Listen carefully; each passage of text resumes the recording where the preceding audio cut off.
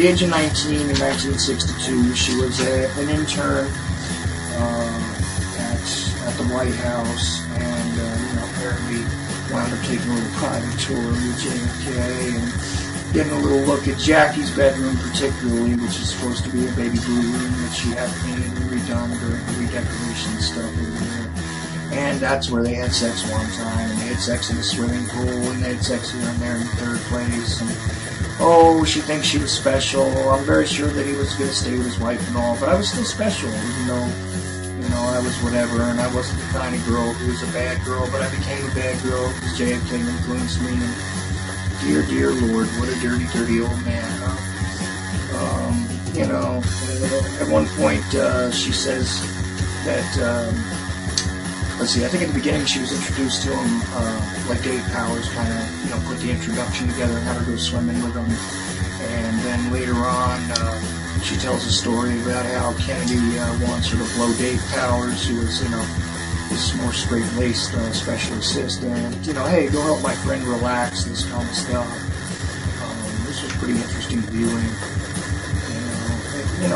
We have all these situations. I'd love to know why it takes 50 years, for a 19-year-old girl to eventually get up to gumption to put these things out.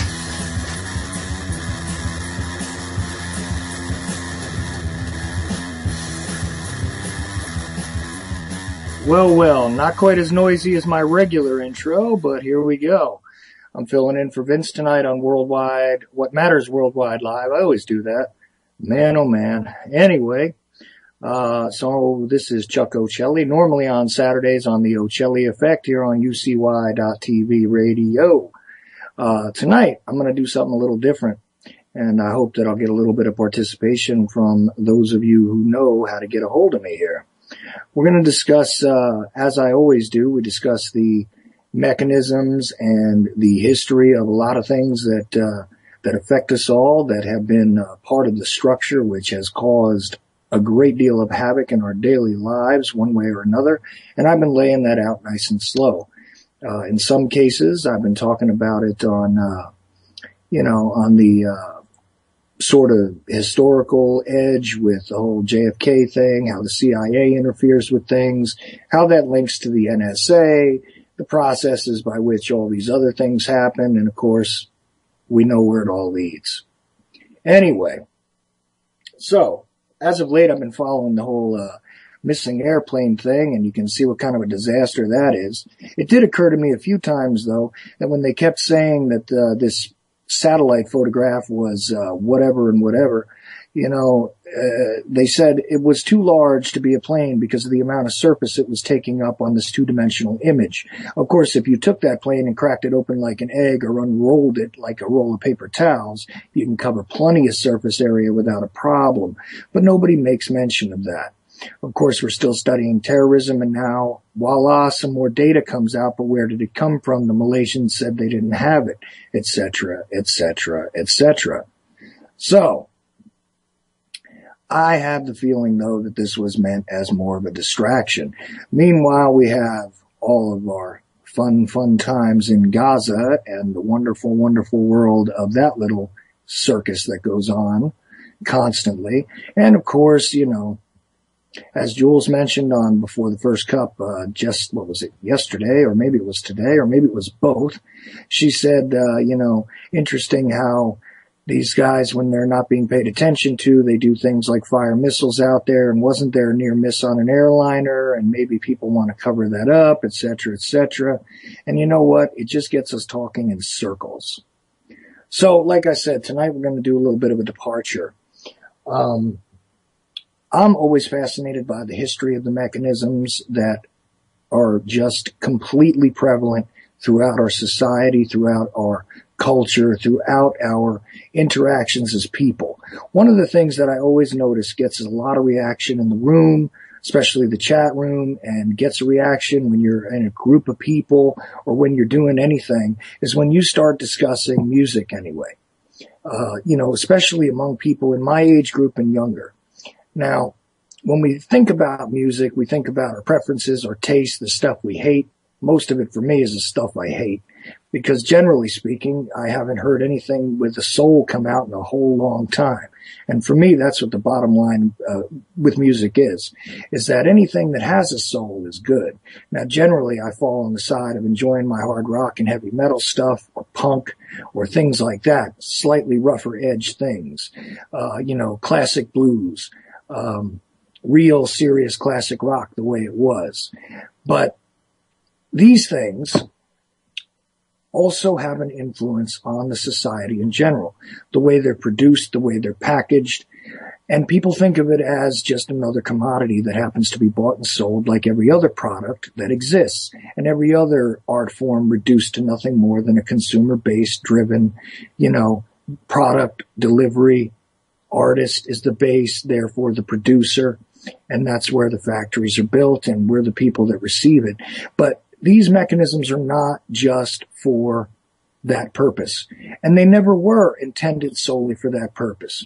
If we take a thought just for a moment back to before the time when music could be packaged and disseminated as a pre-recorded commodity as it is now, and this is very hard for any of us to imagine, even the older among us, who does remember, say the vinyl record, the 8-track tape, stuff like that was all packaged and put pretty colors on and given the type of targeted messages along with publicity campaigns to push them, et cetera, et cetera.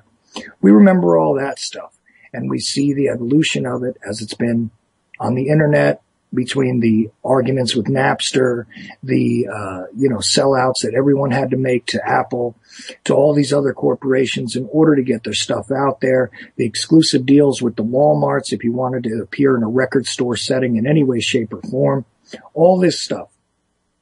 Well, if you think about it, though, the people that had political capital to deal with and wanted to convey social messages, create dissension in ranks and everything else, have been using music for a very long time, even before the days of when it could be pre-recorded.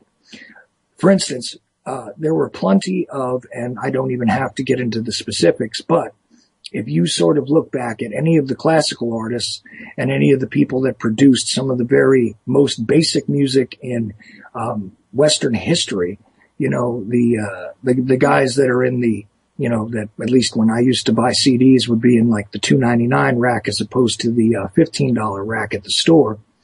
Those guys even were generally funded by people that had political aims and messages to disseminate. Usually it was the aristocrats that funded, say, classical composers and so on and so on. They would commission operas. They would commission entire works.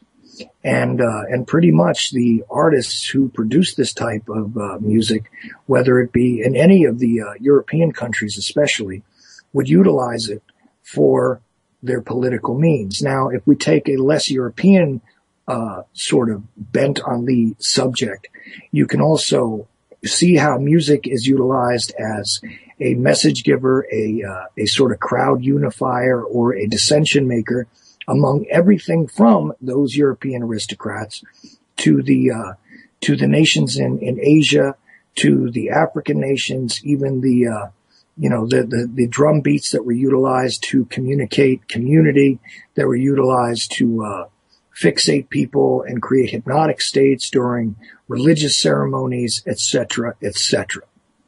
So, music, just like news, just like the TV, just like any of this stuff, is information being disseminated.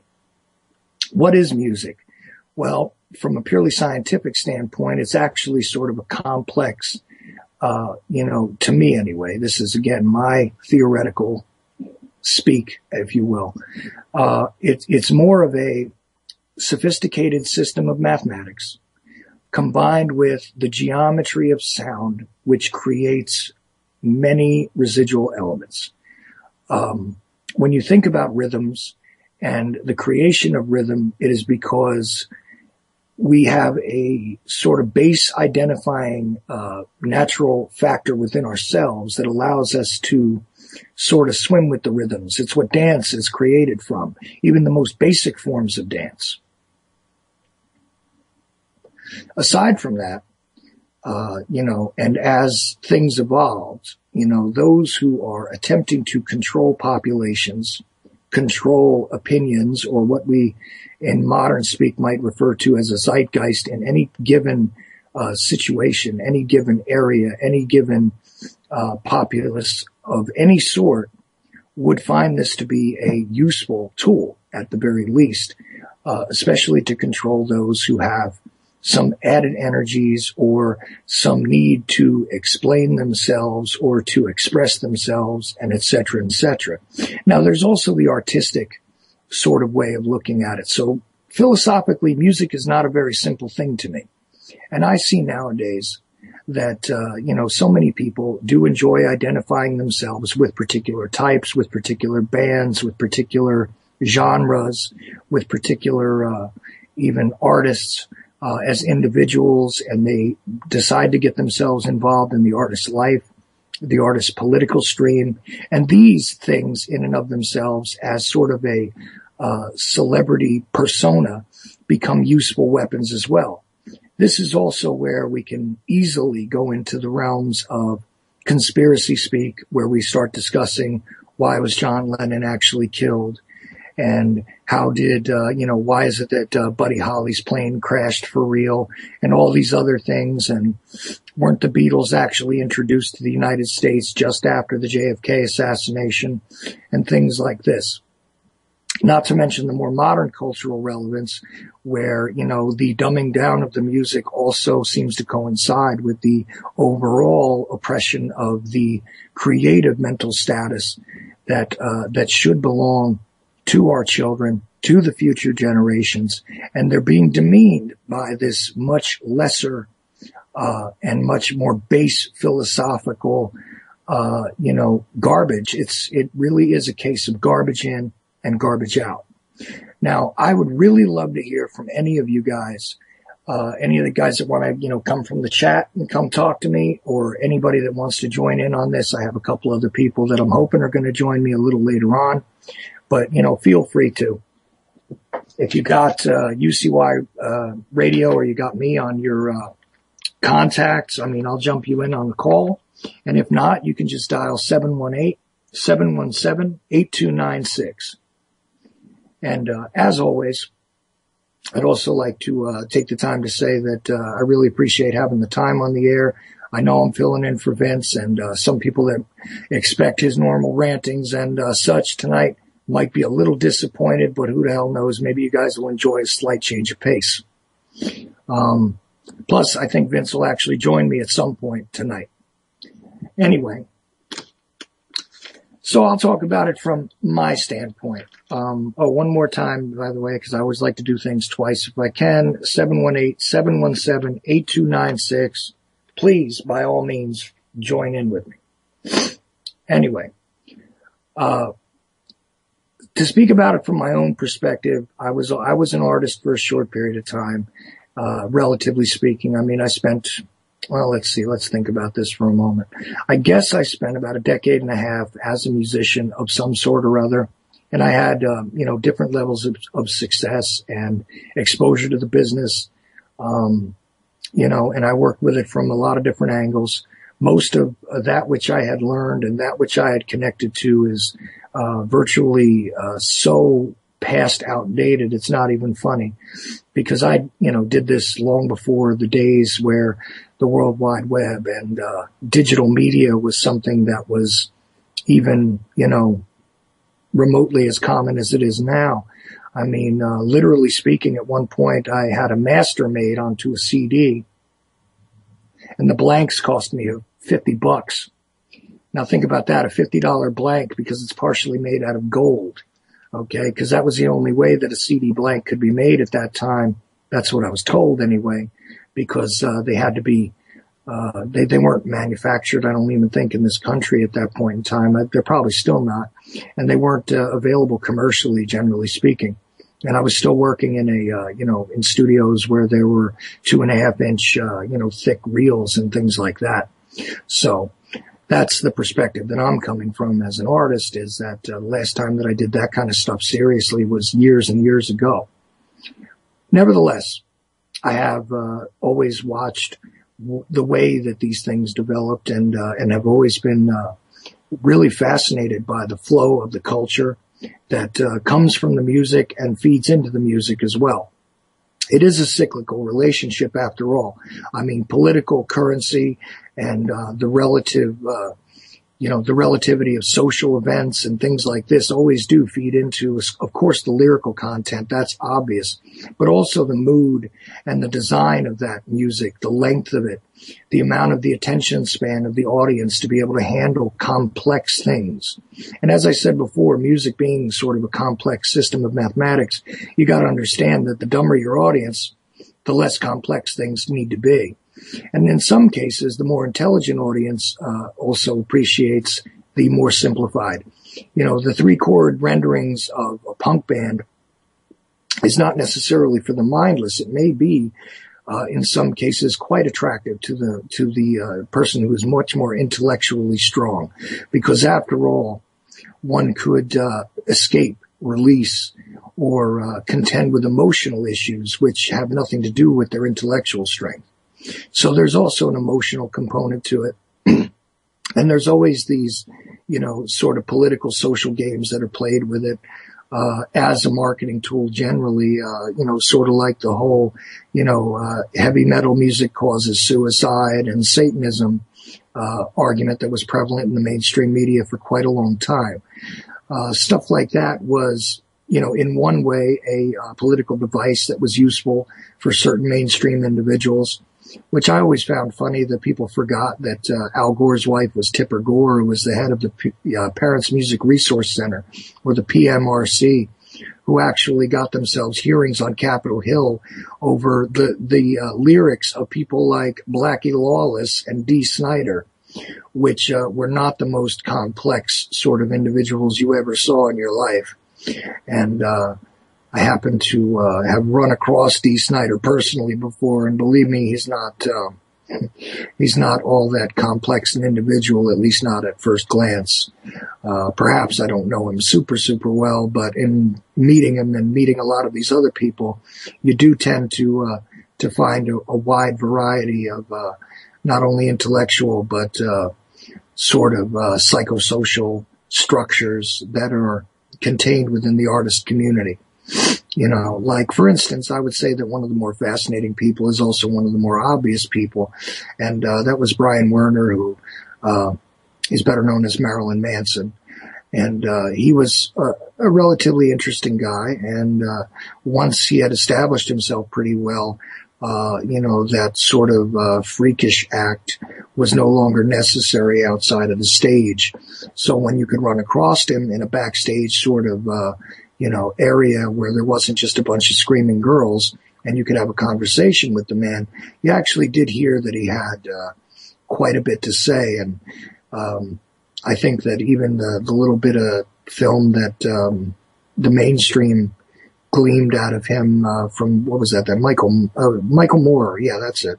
When Michael Moore did the whole Fahrenheit 9/11 thing, which I don't even want to get into the whole Michael Moore subject tonight because we'll do film another night. But in dealing with his public persona there, he interjected some very basic common sense things there, which you wouldn't normally expect from somebody who was supposed to be this complete dark character. So hopefully I'm not overwhelming anybody with all this babble. But you guys are giving me no choice because nobody's joining in yet and my guests have not arrived. So you got to contend with it or, Anyway, so as I said, my own experiences led me to sort of understand why it is that I had a greater appreciation for sort of the rougher or darker or moodier types of music. In some ways, it was because I had a greater comfortability factor with some of the, darker or more malevolent things because I was quite experienced with them. So when your level of exposure to, sort of darker pressures is common to you, you find actually a comfort zone in that, even though it may not be your preference on the surface. It is something that at a very serious gut level, you find yourself, comfortable with. And I know I said the word comfortable 3 times there. I do hate to, be so repetitious when I speak, but sometimes it's just the way it goes. So I'm a little mellowed out, as I said, but you know, when we examine why it is that we appreciate these things, there is always, real solid reasoning that you can sort of find. You can connect the dots as to why somebody's emotional structure is so much more conducive to being, immersed in particular types of moods and particular types of lyrical statements. And, like I say, as a specific for me, I was always a huge, huge Black Sabbath fan. I appreciated that music since the time I was a toddler, and that was what I was first exposed to. So it wasn't that I just appreciated it simply because it was a reminiscent thing. I was also exposed to the Beatles and to various types of country music and blues music, and I do recall Iron Butterfly and Aerosmith at one point, I think a little later, but also some of the work of, let me think here, I guess it was, like the Beatles, of course, okay, the Rolling Stones, Jimi Hendrix, Led Zeppelin. This kind of stuff was the type of stuff that my parents appreciated. Of course, my father had a greater appreciation for Motown, but he died when I was very young. I always appreciated stuff with a soul, as I said. And when I say soul, I don't mean soul music. I mean something that has a real gritty, serious meaning, that has a grounding in something, and generally has a mood. If it's just repetitious noise, it's just repetitious noise. And I didn't just think that, in my later years. I always thought that some things are simply repetitious noise. Sometimes they're cleverly constructed, but even so, it's still repetitious noise. Sort of like some of the things I talk about, apparently. But I try to make sure that everything I have to say has some sort of a point to it. And I appreciate music that does the same. Now, as I said, I always appreciated the Black Sabbath stuff more for its mood than the lyrical content, because the literal lyrical content of a lot of that stuff really doesn't make a whole hell of a lot of sense. I mean, yeah, there were great songs like War Pigs and stuff like that, which were obvious, sort of anti-war statements. And Geezer Butler wrote most of the lyrics for the Black Sabbath stuff that I'm talking about, the very early Black Sabbath stuff. But the sort of, toying with darkness and all of that, in some cases was, just a thematic device, a sort of a dramatic thematic device that was utilized by the band in order to promote themselves and promote the idea that they were this sort of dark horse group. And I find it fascinating that they utilize that kind of thing, because they had come from, their roots, in other words, were more like from a sort of war-torn area in Aston, I believe was the area where they grew up in England. And, they played in places where, where bombs had destroyed buildings that they didn't bother rebuilding. Their parents were factory workers and menial laborers and things like this. So they didn't have very rich childhoods. They had sort of drab and, nowadays, I don't know what you would explain their childhoods as, but they were challenged by the fact that they grew up in sort of, lesser economic areas that were, like I say, the bombed out areas, and, the fact that alcoholism was an escape of many of the adults in their early years. And, even though a guy like Tony Iommi had, a bit more money and all that kind of stuff, these guys, really didn't come out of a place where, the idea of being rich or being famous or whatever was something that was normally a graspable sort of thing. And Ozzy Osbourne would say, and as I said many times, when you look at these guys' lives, you got to understand that the open book that they appear to be is really very calculated, just like anything else. You tend to find that, he just basically said, I didn't want to work. he didn't have that sort of desire to have that great work ethic, because he felt that watching, the way that the adults worked around him, it just drove them into the ground and really didn't accomplish much. So he sought other ways of expressing himself, and his father would do his factory work or whatever, or slaughterhouse or whatever it was Dad was doing, and then go to the pub and get drunk afterwards. And again, this creates another sort of family dynamic from which certain characteristics are forged in a young mind. So it makes a lot of sense that they made that sort of, detuned, sort of weird, dark, mystical, reaching out for something other than the drab, sort of a melodramatic extension into another world, because of the sort of diminished and dark aspect of their own. So they had to have taken some of that darkness with them. Anyway, beyond that, we can look at things that didn't interest me as much, like the Beatles. Excuse me. And I liked the Beatles. I did, but they weren't of a great interest to me because I didn't identify with them. I mean, I identified with some of the the later stuff, like the White Album and the more psychedelic stuff, that had, political edges to it and all that. But the, really serious early hook related, very basic kind of stuff didn't have much to say to me. Now, a lot of people get, engrossed in them and say that they are, the greatest band that ever lived and all that. Again, though, this was not an uncalculated thing. So what is the point of all this kind of stuff? Well, people do discuss from time to time the idea that they are greater political pawns than the rest of us, because obviously those that have the ability to entertain also have the ability to sway and to cause others to act or not to act sometimes. Sort of like the precognitive programming that many people have examined when it comes to filmmakers and those that produce television shows and all of that. Well, I always find it fascinating that a lot of people avoid discussing music as one of those weaponized art forms.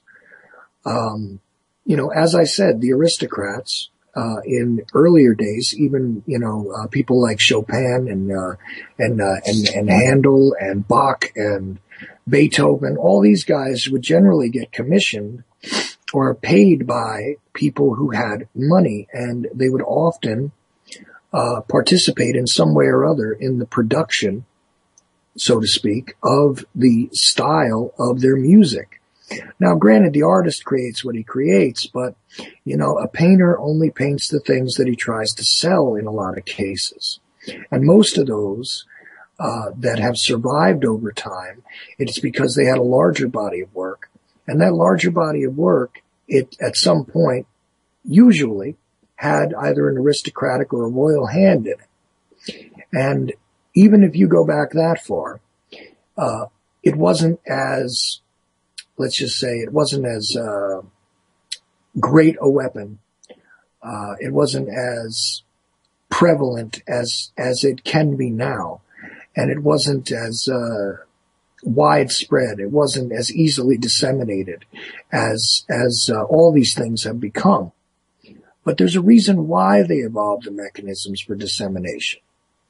You see, if you have a crowd of people and you have sort of an insightful musical score, even the concept of, like, say, marching bands and playing fife and drum, these things do actually have a real sort of hook into the human consciousness, the human being, not as a singular, but as a collective way of being.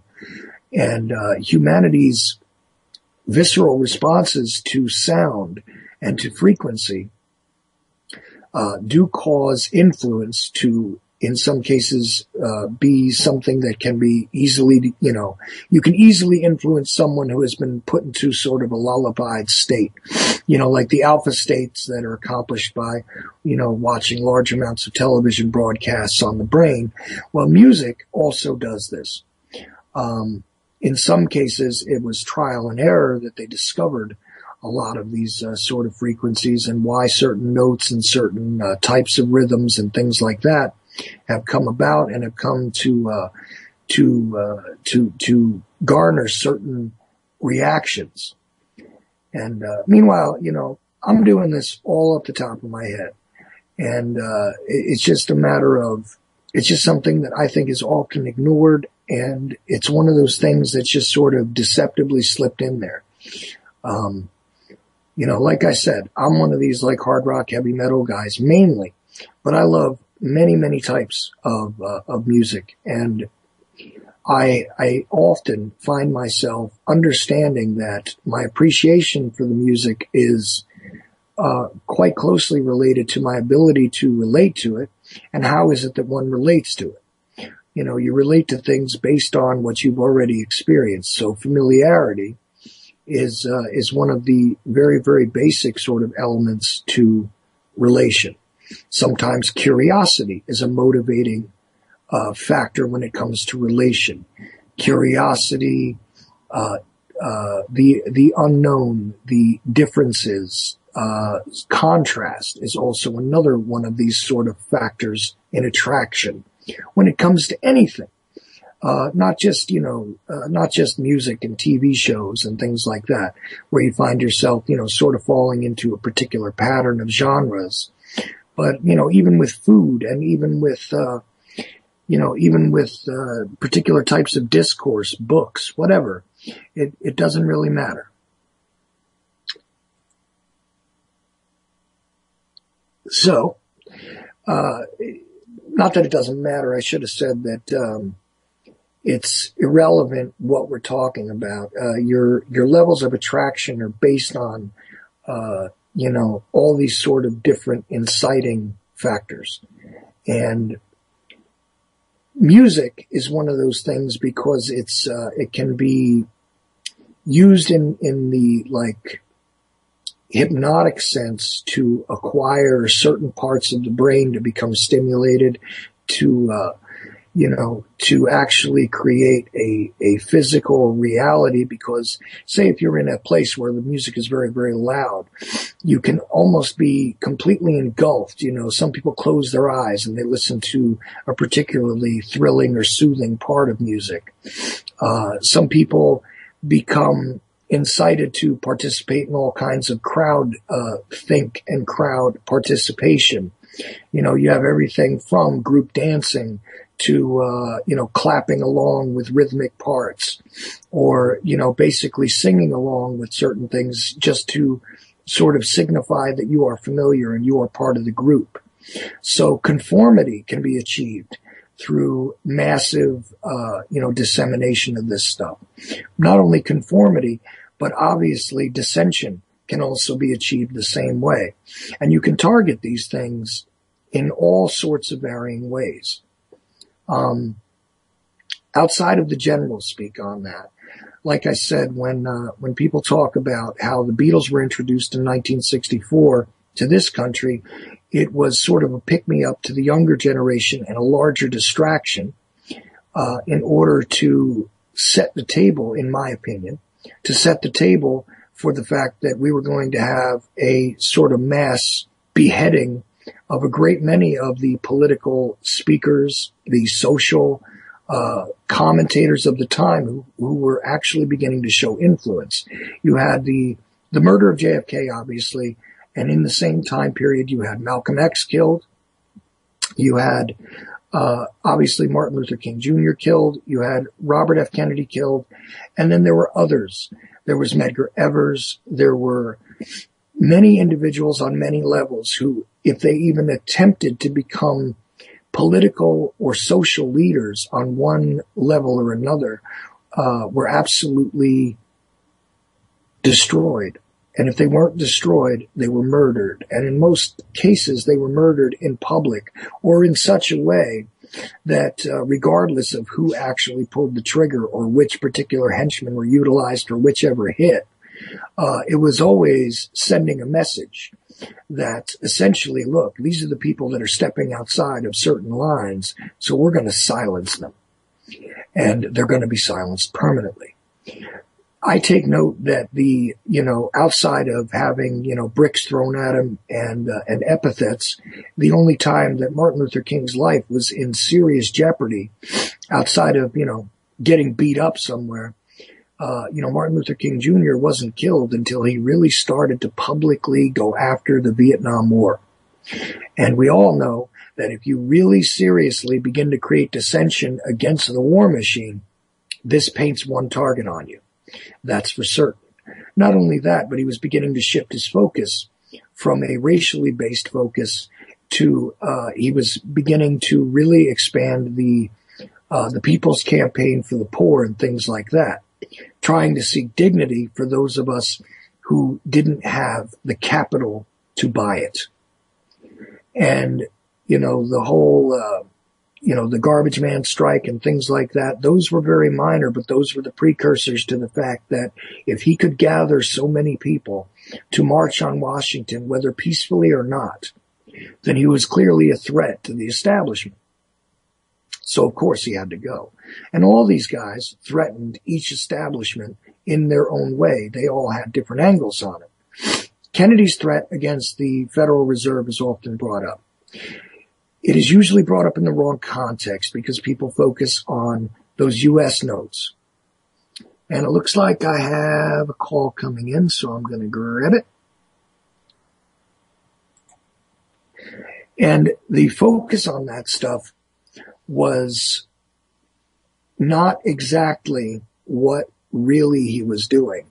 If you look at some of the work that involved a guy named James Saxon, and you look at some of the behind-the-scenes stuff that nobody, and I do mean nobody, except for G. Edward Griffin, I noticed, did mention some of this stuff, but he never goes into it in any great detail that I've ever seen. Now, perhaps somebody has some stuff on that he did. I may be wrong, but he's the only guy to ever actually mention that I noticed, as far as the people that are supposed to be political thinkers that ever mentioned that there was a difference there.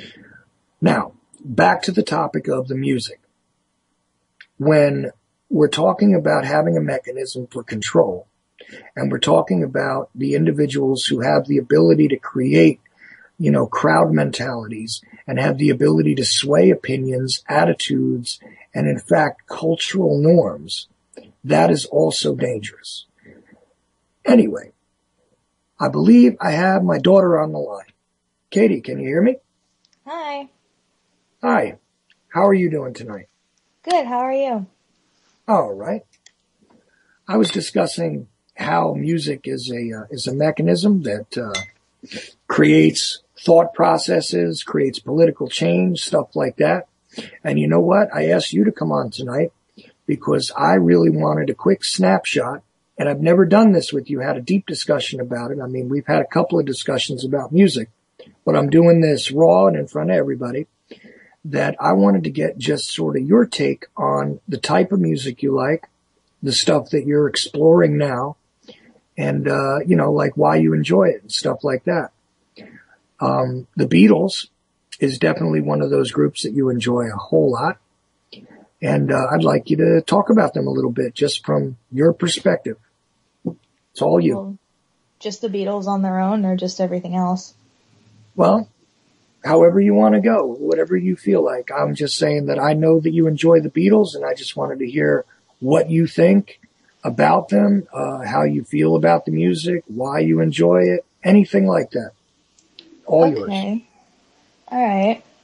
Well, around last year, I think it was, I got into them really, I fell into them really hard because I heard, I think it was on the radio, a song by them, and I looked up, because I didn't know it was by them, and I looked it up, and I was like, wow, okay, so that's what the Beatles sound like, and I started to kind of delve deeper into their stuff, and I started with, the the early stuff where they were kind of like their repetitive, you know, teeny stuff, and then the more poppy hook related stuff that I was talking about a little while ago.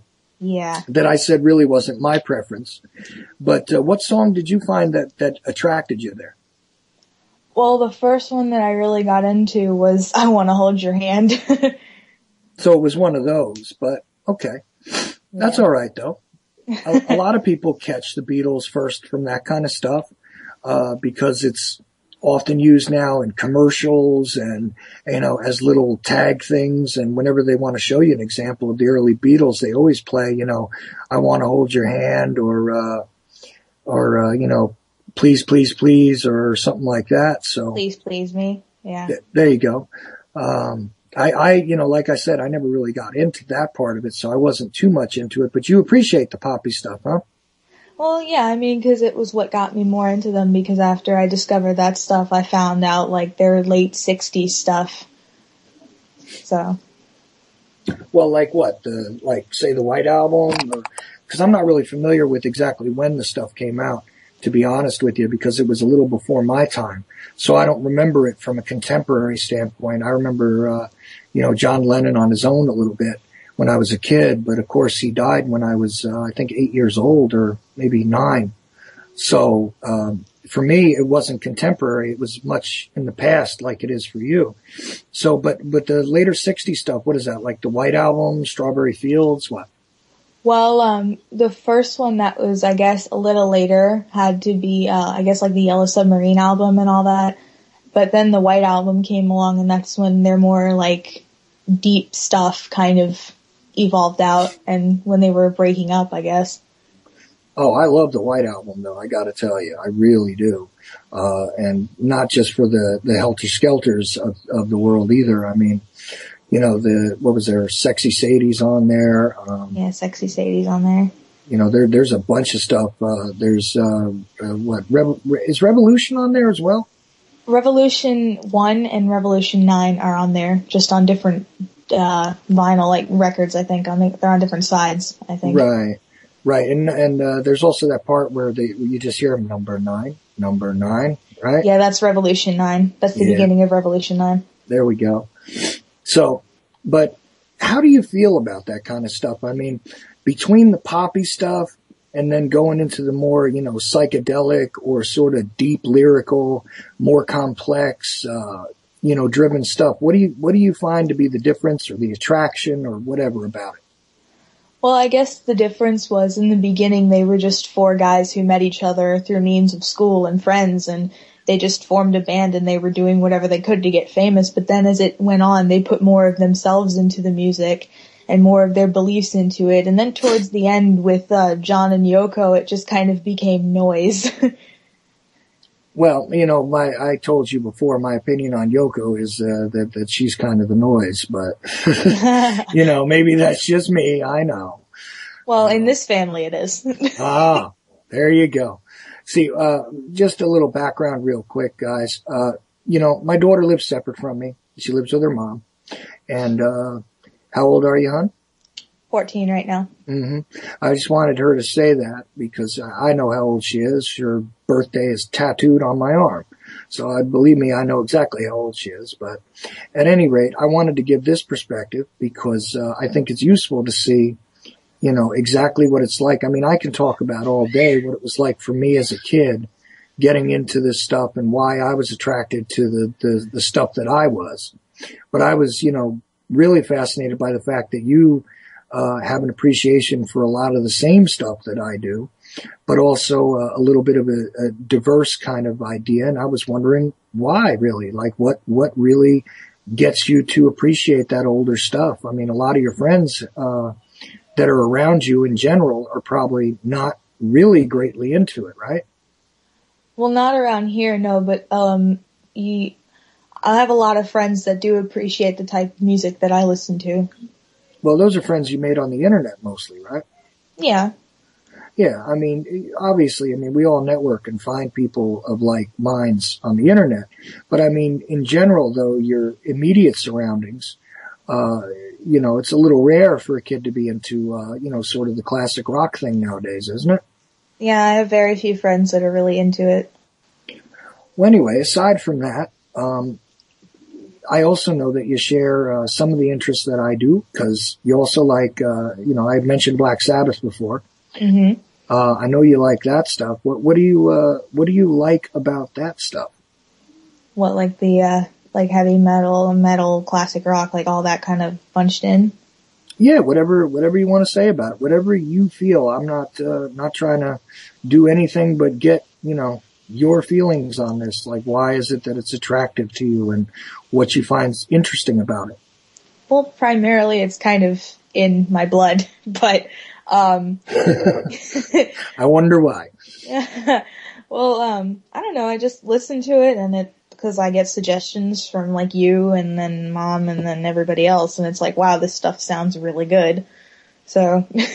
Well, in general, you're just saying that you just pick things based on whatever you think sounds good. Well, yeah, and then as I get more into it, if I like the sound of it, I'll get a little deeper into it. Well, because I took serious notice of when you wrote a little article on the Ocelli Effect Facebook page. I published it on there, but it was a thing about the Grammys, right? Mm-hmm. And I noticed that you had a bit of a contempt for a lot of the modern stuff. And sort of the pointless, overproduced, computerized, sort of what I refer to anyway as soulless music. What do you have to say about that? Well, I mean, today's music isn't always soulless, but the popular stuff and the stuff that they show on the Grammys is, misogynistic, it's sexist, it's this, it's that, it's rape culture, it's blah, da, da, da, da. And it's just not appealing to me when it comes down to that. No, absolutely. And your political sensitivities, definitely play into it. So, I mean, is it just the lyrical content, or do you not appreciate also the style, tone of it beside that? Like, if you could remove the lyrics and, rewrite them to your liking, would that stuff be okay to you, or what? Maybe some of it, but not all of it. Well, what do you not appreciate about it? What is it that turns you off aside from the, cultural revulsion that you feel because you find some of it offensive? It just, I don't know. I listen to it and it's like, well, no, I don't like this. It just doesn't appeal to you. Like, you don't know why, but you just know it just doesn't grab you. It doesn't do it for you. Right. Well, again, I find that really interesting. Because again, I have always said, and I was saying just a little while ago, that so many people, the choices that they make come quite often from their past life experiences, where they develop sort of a comfort zone. And that's what has to do a lot of times with the selections of the stuff that you choose to entertain yourself with. So we got a caller, and it's at the 804 area code. Yeah, Who do we have? Mark. Mark? Yeah. Okay. How you doing, Mark? I'm doing just fine. Yeah, I'm actually into the same groups as your daughter is, but I'm into groups like also I'm into groups like Cream, Led Zeppelin, man, the list goes on and on. Black Sabbath, Kiss, Motley Crue, man, there's like Slayer, Sepultura. I mean, I'm into like all sorts of, rock and metal music. Yeah, you're naming a whole lot of the stuff on my computer, I'll tell you right now. Outside of Cream, I don't appreciate Cream too much, but everything else you mentioned is all in my playlist, bro. Like I was saying before, there's generally sort of a reason for that. I mean, how do you feel that you're attracted to that particular genre? Because a lot of the stuff you're talking about is heavily blues influenced. I mean, I know Slayer doesn't appear to be, but that's where its basis is anyways. And, a whole lot of the other stuff is really obviously blues influenced. So, that particular tone, what do you think it is that attracts you to that? The sound of the music, the rhythm of it, So the overall structure, you think it's the whole sort of the rhythm plus the tone plus the mood, the whole bit, melody, rhythm, and tone itself. All together, You think they just come together. You think it just sort of fits with your comfort zone like I was talking about, sort of like it's a familiarity thing, or is it something else? Yes, exactly. See, that to me indicates in a lot of cases, and maybe it's just me trying to elevate my own tastes in some way or other, but it seems like, those of us that appreciate more blues-based or more of that, sort of moody, slightly what some people would call darker-based music, in a lot of cases are more thoughtful and have a lot more depth of emotion within themselves. At least that's what I observe from people that are like-minded anyway. And do you think that's true? Yes, I 100% agree with you. Yeah, see, there's a bit of a complexity when you go into some of those sort of, darker places, and like the reason why, a lot of us examine sort of darker political issues, even the conspiracy-based stuff. And all that. In a lot of cases, the reason why it's so attractive for us to pursue those rabbit holes on a very visceral, emotional sort of level, I think in a lot of cases is because we've got a lot of space to take up in our own heads. And, quite often it's just this big amount of depth, which allows us to, sort of follow through on a lot of this other stuff where people that are of, sort of simpler mindsets tend to abandon it and throw up their hands, sort of like, well, this is too complex. This is too dark. This is too far for me to go. You know what I mean? And I think that that's one of the relevant things about musical culture is that it has been used as a weapon, and it's also it signifies also, something about the, the cultural presence of that sort of group think. You know what I mean? Right. I mean, and the thing is too is, and I don't know if you ever seen this video by Kiss. It was, Kiss had came out with a video called, Kiss Extreme Close Up, where, they were talking about, everything related to Kiss, but, this is the part that got me about, people that, had got the wrong message about Kiss. They had thought that their band name stands for Knights in Satan's Service. And when I heard that for the first time, I was sitting there telling myself, like, what the heck is Knights in Satan's Service? I mean, what does that even have to do with the band Kiss, Yeah, I know. And I heard that there was, all those, the anacronym thing, started to hit as far as the, culture, to my knowledge anyway, in the 80s, when they said that, bands like Rush were supposed to be, named that way because it was rulers under Satan's hand.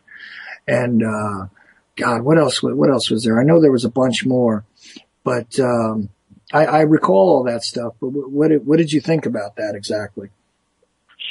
I mean, it sounded really stupid to me, if you ask me, because first off, if Kiss's band name were to even stand for that, then they wouldn't have no audience even going to their concerts or anything, and nobody wouldn't buy any of their albums. I mean, that would just sound like, awful stupid. And if you look at it, now let's just say, like, if Kiss came out with an album, and I'm gonna give you a little brief example. Let's just say, like, they had a album out called Destroyer, which came out back in 1976. Right. And if you look at the album cover, let's just say, like, there's the Kiss logo itself on the album. And then under it'll say Night in Satan's Service. First off, that wouldn't even make no sense because, like I said, Kiss does not stand for no Knights in Satan's Service. If that were to be true, then there wouldn't be no rock band Kiss. Right. And it was all pretty basic progressions mostly. And the lyrical content, again, people tried to read into the lyrical content. That's why I brought up that whole PMRC thing, because I was astounded as a child watching the hearings. I think there were Senate hearings where they were literally having like Tipper Gore and all these other people read these song lyrics and try and explain what a whole bunch of them meant. And some of them did mean what they said they were. But when it comes to a band like Kiss, I mean, most of their stuff was about, you know what, having sex pretty much. And, outside of that, what, getting drunk, having sex.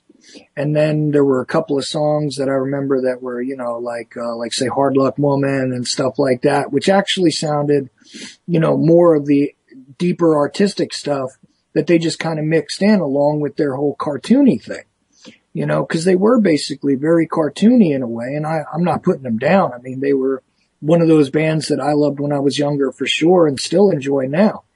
And I enjoyed them, even outside of the makeup. I mean, I remember when they came out with that Unplugged album, I was into that for a little while too. I appreciated that.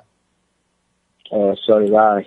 I mean, don't get me wrong. I like all their albums, and it's just that I guess the majority of people had taken their I don't know if it's it's kind of hard for me to really explain, but I guess it's just that as far as like, you know, Kiss, I think everything like this project is blown out of text. Like, you know, people had thought that they were like a bad rock band because of their you know, the way their albums were, their songs were, and just like well, you know, it was one of those devices, if you think about it, like from an outsider's point of view. It was sort of one of those, like bullet points that they could use because they were prominent. And what you could do is you could rally like religious fear with that. Because if you know, proclaim to people that, look, this is a satanic thing, and you got the preachers on Sunday to tell their churches and their TV audiences, because remember, when that stuff was really at its height, there were guys like Jimmy Swaggart and a whole bunch of these other TV preachers that were really fiery and were really making a lot of news. You know, the PTL Club and all that stuff before he got busted with Jessica Hahn and before, you know, Swaggart got busted with that chick in the hotel room and all that other stuff. You know, there was sort of like, it was just a device to feed on religious paranoia. You know what I mean? And, that's where that stuff, I think, really took its roots. And I think that's why that stuff was created. And some of these bands, like I said, they utilized it, you know, to sort of further their own agendas because, look, they could sell themselves as a rebellious, product, you know, a sort of a safe rebellious product, especially, you know, to like white suburbia and all that. It was easy to do because, look, you know, your parents will be afraid of this. Your parents will get upset about this. And it wasn't the kind of thing where they would get upset because you just destroyed the car or because, you know, they had to go bail you out of jail. It was the kind of thing where you just bothered them with some noise.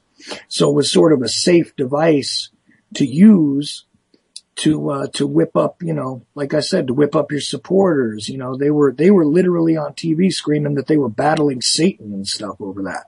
You know what I mean? Yeah, and I'm gonna say one more thing too. Just like like if you go back to their I think it's their Smashes, Thrashes, and Hits album. Oh yeah. Now they have brought back some of the hits from their albums like Destroyer, their album Lick It Up, and I think it was the one from I don't know if it was Animalized, but they added 2 songs that were not featured on any other albums. Like there's a song called Let's Put the X in Sex, and there's another song called You Make Me Rock Hard, and yeah, you know, but again, a lot of their stuff was just heavily based in sexuality, if anything.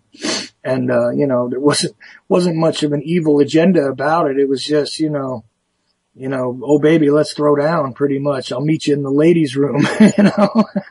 Yeah. That was their deal. So yeah, no, I remember that album too, cause I was around to buy that when it was on vinyl. Ugh. But go ahead. Yeah, but, I don't know. I mean, I think, you know, Smashes, Thrashes, and Hits was just like a, what would you say, a greatest hits album or some sort like that? Yeah, that was one of the first albums I saw that was a greatest hits album where they added a couple of new tracks, which I thought was a hell of a marketing ploy, if anything. You know, it was like, look, I already got all those songs. I don't need to buy the greatest hits. Well, now you do because it's got 2 new songs. Yeah. Yeah. And then, when the original band had broke up, when Ace Frehley and Peter Criss had left, then they dragged in Eric Singer and Bruce Kulick, and well, first I think it was Yeah, first I think it was actually Vinnie Vincent and Eric Carr, and they still had the makeup for the one album. And it was funny because they recorded with the original lineup, and then they brought those two in and rechristened the characters, because Vinnie Vincent didn't look like the Ace Frehley character in his makeup. And Eric Carr, instead of being the Kiss cat looking thing, which Peter Criss was, he was the Kiss fox instead. Yeah, and then back in 1992, I think it was. No, I'm sorry, no, let me go back to 1985. I'm sorry. Then they had Bruce Kulick. Then it came out with, Asylum, then Crazy Nights.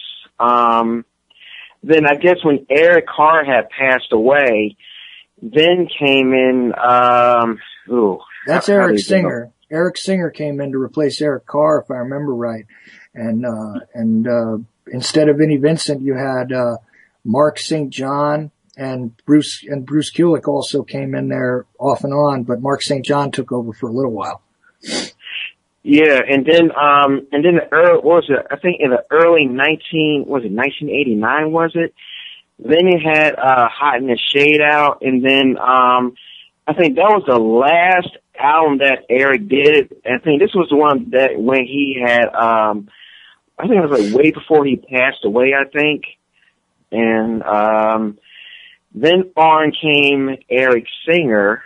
And this is where everything got a bit confusing, because I don't know if there was a part where, I may have this all confused. I think,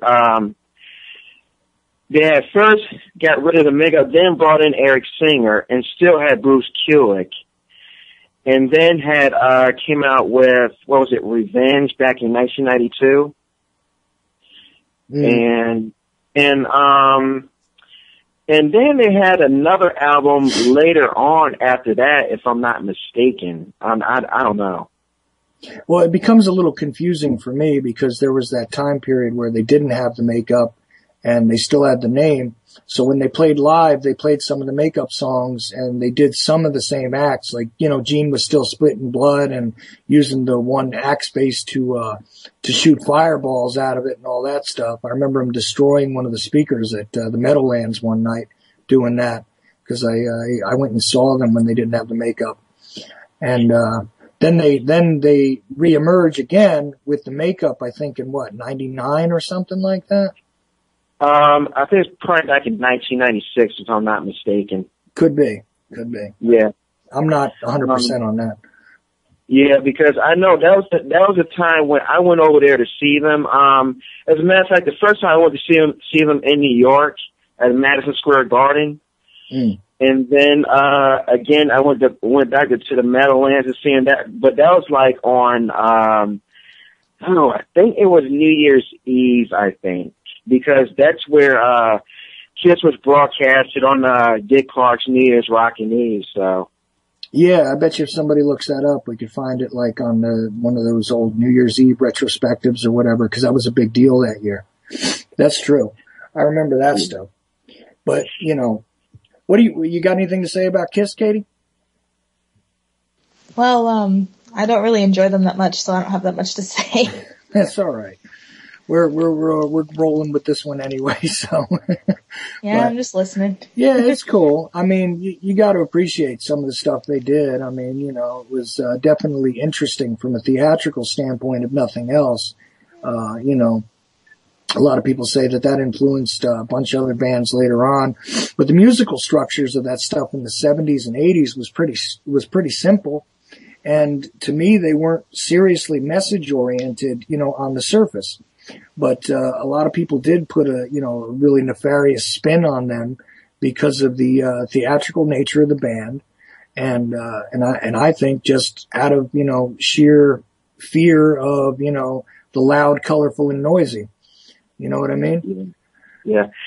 As a matter of fact, back in the day, I think it was back in I don't know if it was in the 1970s or the 1980s. Kiss had came out with a movie called Kiss Meets the Phantom of the Park. Oh, I remember that movie. That's right. Yeah. Yeah. But the only problem is that, if I'm not mistaken, because this was Paul Stanley had mentioned is that something about Peter Criss wasn't around to do any looping in the movie. But see, I can't verify whether that's true or false or not, which, I don't know. I seriously don't know. Yeah, there was a lot of weird rumors about that stuff. But again, in a lot of cases with these rock bands, stuff is done to sort of stir up interest. And I don't even know the details on the Phantom of the Park thing. I do remember reading something about that, though, too, what you're talking about there, that he wasn't around for some of his parts and maybe somebody had shot them instead of him or something like that, right? Yeah. Yeah, I remember reading something about that, but I got to be honest with you, it wasn't like I loved Kiss, but they weren't, one of the biggest bands in the world to me. Even though they were supposed to be, the hottest band in the world, Kiss. That's how they used to announce themselves when they came out on stage.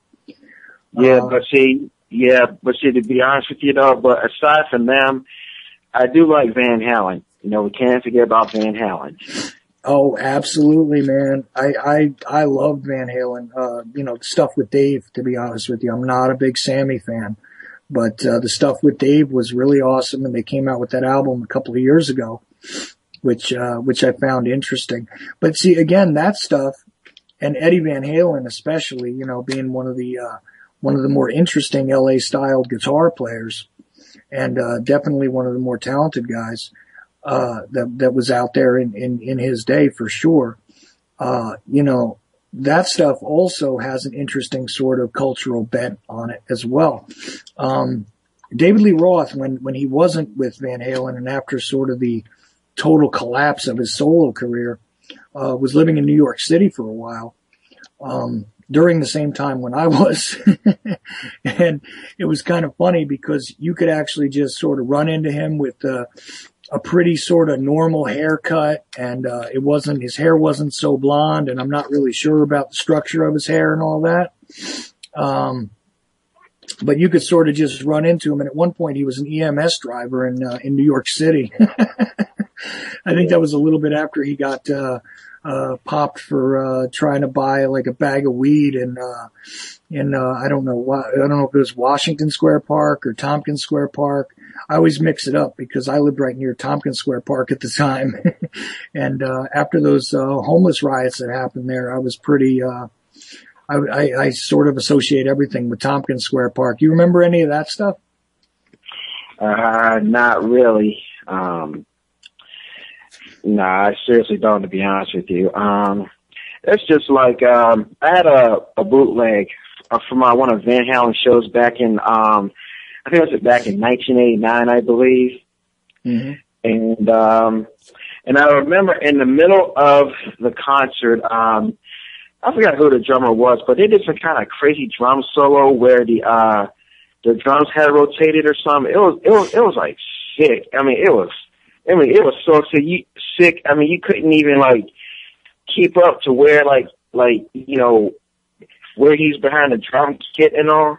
Well, floating drum risers and spinning drum risers. I remember Tommy Lee doing that stuff with Motley Crue. I remember at one point there was just a platform that lifted up so that he was, like strapped in and playing like, at like a 90-degree angle with the stage lifted up. And then later on they did a thing where the drum riser entirely picked up and rotated all the way around. So he was like spinning while he was playing his drum solo. I remember that was something that Motley Crue did. I don't remember Alex Van Halen doing that, but, maybe I didn't really see Van Halen much live. Yeah. But that's all I wanted to talk about, though, because I don't want to hold anybody out that wanted to get in. So. Oh, that's cool. Yeah, anybody who wants to join us, man, feel free. Let's see. It's 718-717-8296 if you want to join us. And we can talk about anything you want in the music genre. I find it interesting, like I said, who's attracted to what and why. And, hey, we can just reminisce a little too and kind of go into what's fascinating about that. Katie, you got anything to say about Van Halen? Not really. I haven't listened to them that much. That's cool. Well, you know what? What else are you into from the classic stuff? Well, lately I've just kind of been listening to Black Sabbath and, you know, the Ramones and all that. Well, you know, the Ramones is an interesting thing. They were sort of, or at least Joey was rather enamored with sort of left-wing politics for a long time. And oddly enough, I mean, they were sort of pop-based in a way. They sort of had those, I don't know what to call them, like campy sort of lyrics and very basic, simple, almost the same drum rhythm for a lot of songs. And the three chord song, you know, generally is one of those things that you associate with the Ramones for sure. What are your thoughts on the basic sort of elements of that music? It's entertaining and it's good when you need to get your energy out, I guess. So you find it kind of energetic and bouncy, right? Yeah, it makes you want to get up and jump around. Yeah, well, I agree with her too. That's what it's designed to do, you know. But but you know, though, there are songs that I like by Black Sabbath. I did like Iron Man, Paranoid. What's the other one? Sabbath, Bloody Sabbath. Man, there's like a, geez. I can help you name some Black Sabbath songs if you want. No, my daughter's laughing because she's another one who's been exposed to that stuff since she was a baby. Because you know, at least when she was very little, we lived together, so she had to listen to it a lot because Daddy did. So one of my first words was Ozzy. I meant to ask your daughter. Have you heard of the song "Computer Guide"? I have. That was on the Dehumanizer album. That was with Dio, and I think it was in '92. That's Black Sabbath, yeah. Mm-hmm. And I'll tell you something. That to me is one of those seriously relevant songs because, you know, you want to talk about predictive programming. Lyrically, let me think about this for a moment.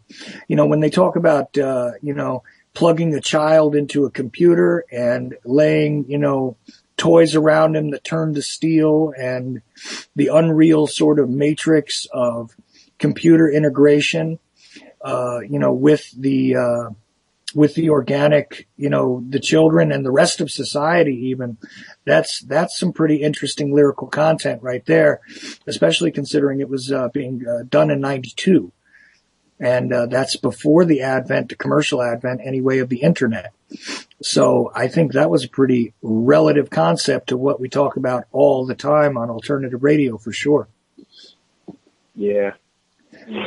You know. Have you ever heard of the band Stryper? I have. Yeah. I haven't. They were, they dressed in black and yellow, Katie. If you run across them on the internet, you'll see them in very gaudy black and yellow glittery outfits.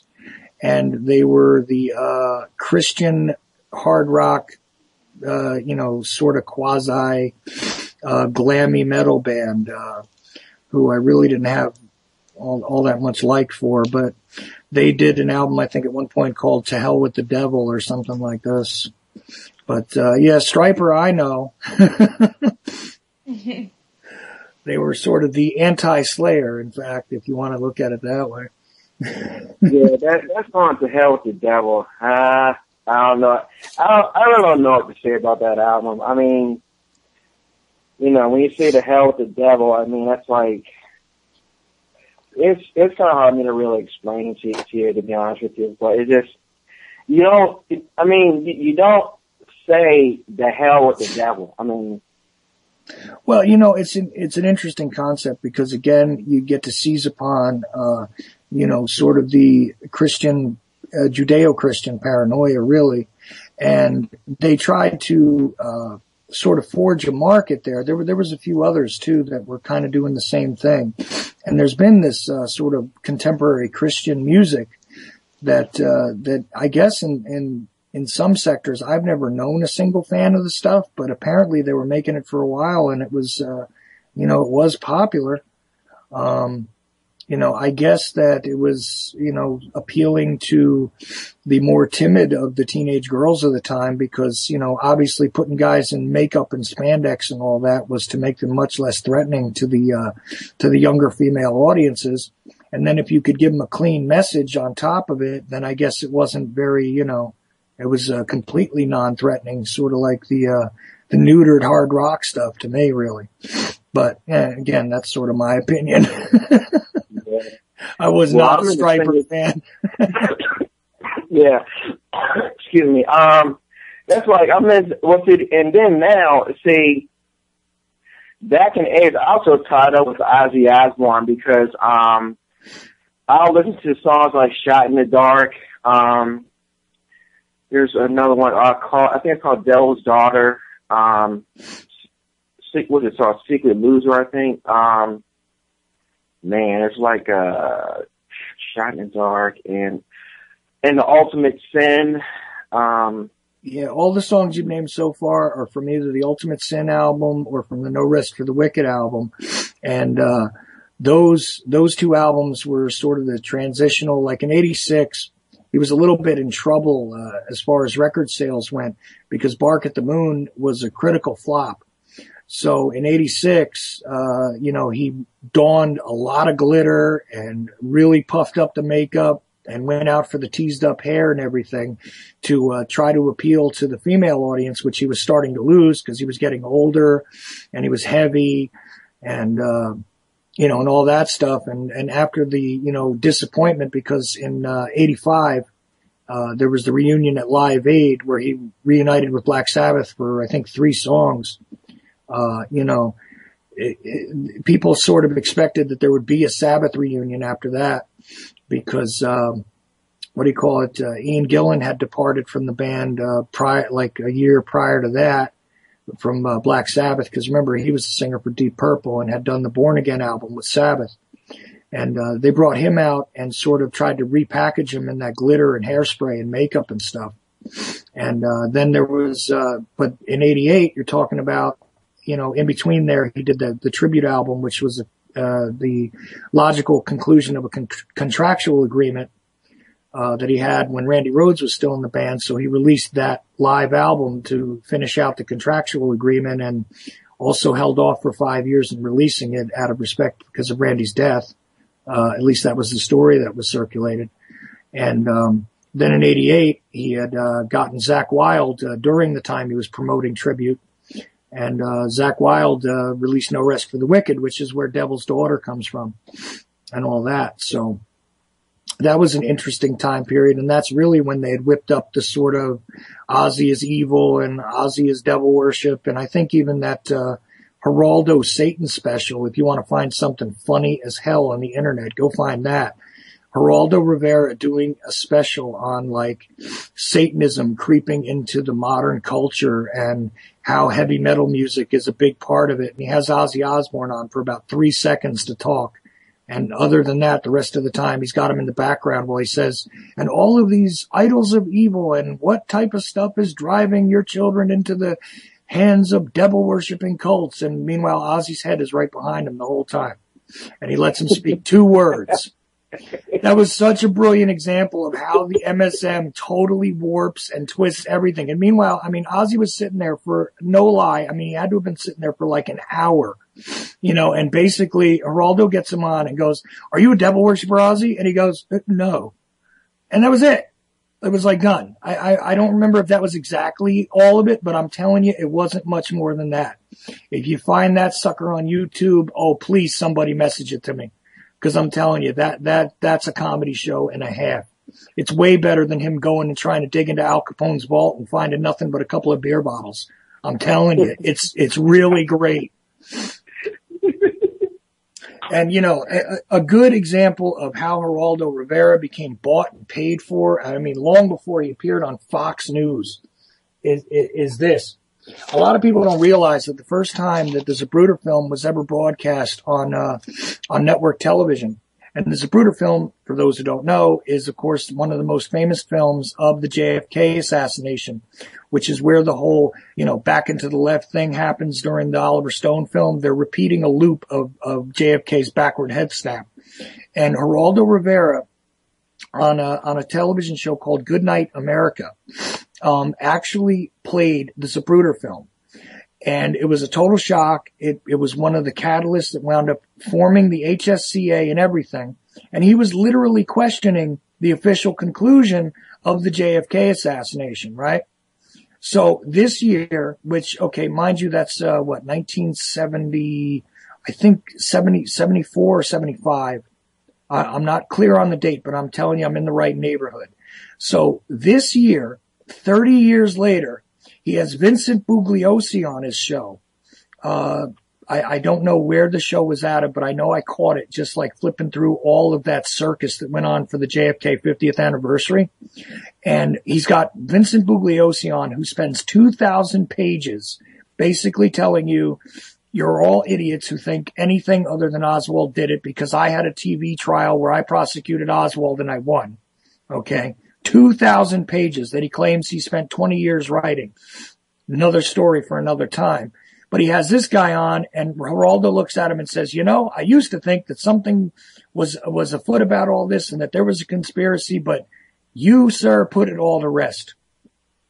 And it's one of the worst pieces of crap, like cinder block of a book you could ever possibly deal with, man. It is absolutely horrible. And he's sitting there praising Vincent Bugliosi for supporting the whole, crazy kid Oswald for no good apparent reason, actually did it all. Okay. You gotta be kidding me. Jeez. Anyway, man, oh man. But that's a good example of how Geraldo went wrong. But even back then, you could see he was a screwball and he was really unfair to people, because he turns around and he puts on, like I said, Ozzy Osbourne. He's got his head back there the whole time. He's got the guy from the Church of Satan. I don't know if anybody ever saw this guy. Maybe I'm dating myself real bad, but there was this guy with these like crazy, like almost like Dr. Spock looking eyebrows that was supposed to be the head of the Church of Satan, that was going around to all these TV shows. He was appearing on, oh God, I can't even remember whose shows, but all those daytime shows from back then. And he would always show up in a black cloak, and they would have Eitan LaVey's daughter on with him and all this stuff, proclaiming how he loved Satan and he runs the Temple of Set in San Francisco and all this stuff. Ozzy sits there patiently for the whole thing, and his head is just behind while they're talking, this is evil, and we found animal mutilations, and in the graffiti there's Ozzy logos and all this stuff. And meanwhile it's like, you devil worshiper? No? Well, I think you are. Coming up next, I'm telling you, man, it's hysterical. I have never talked about that anywhere, but I'm telling you, it just, I don't even know. I'm like speechless over it still. Anyway, Katie, what do you got to say about Ozzy? Well, Ozzy was kind of a constant in my growing up until I was like 5, so. Yeah, that's true. Let's see. I think it was either your third or fourth word actually was Ozzy. Yep. Because I had a DVD on and she points at it and says Ozzy when she could barely talk. So, yeah, I'm an Ozzy fan, in case you didn't notice. But, but the cultural relevance of all this stuff, like I said before, and I know I just went off on a tangent about the history of Ozzy Osbourne, but an interesting figure and used as a divisive figure by many a religious zealot.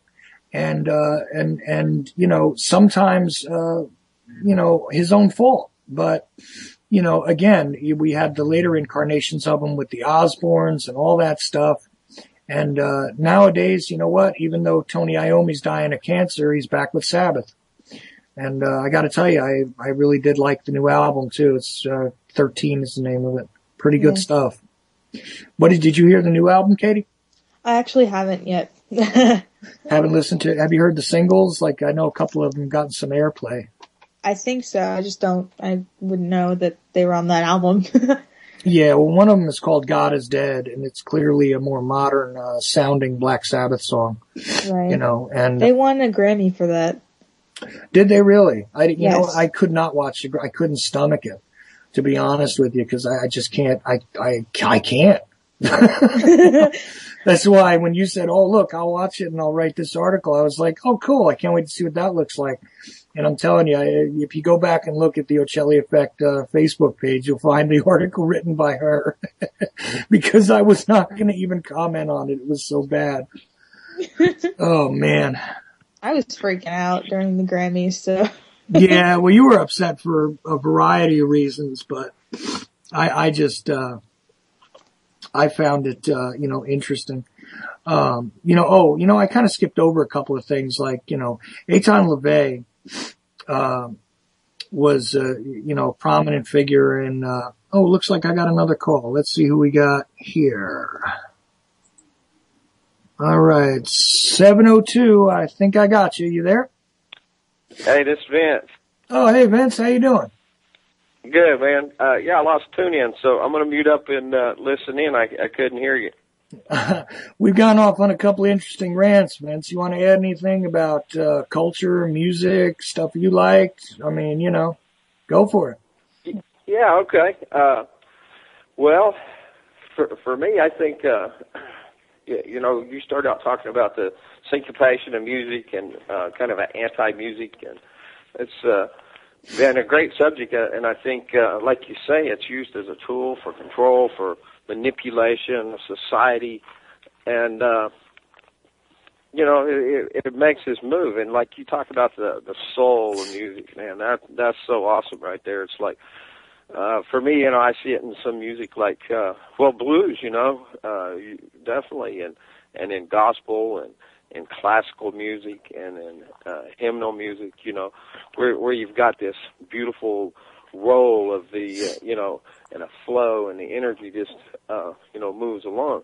Then you got that music that's going to make you bounce, man. You're going to dance and just really wind you up, So, I mean, there's a scientific stuff like that. I think it can be, in mainstream, and like your daughter talking about, can be used to, move society in a direction with control. Yeah, I find that rather fascinating, and we were even talking about, because I talked to you briefly today, and you'd mentioned something you were reading about it, and it goes to the the sort of scientific way that this stuff can be constructed, because tones, not only phrases and language, are useful stimulants to the brain, but so are tones and measures and counts and syncopated rhythms, as you were talking about before. These things can all be constructed to create moods and to create sort of crowd thinking. And I always thought that was rather fascinating. Never really, took it as far as, a subject to really discuss, publicly, but I just figured, what the hell, we'll do that tonight and just kind of, let it loose as far as, what is it that you like and why is it you think you're attracted to certain types of music. I mean, one of my theories is that, there's a comfort zone that you develop where you have an identity that's sort of invested into a particular set of circumstances that are within the music.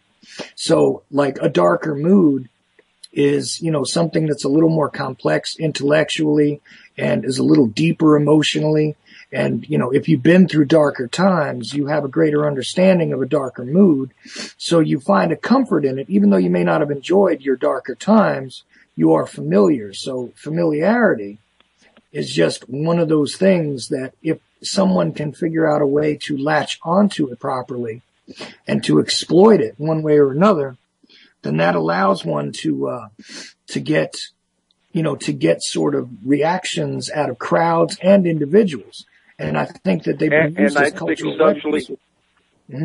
Socially engineering, I think, most certainly. And, we can see influences, from the 60s and, Arlo Guthrie and stuff. I mean, there's been a lot of influence and redirection, and now we have music now that, underground music and alternative and stuff that we can find that really, really speaks volumes, man.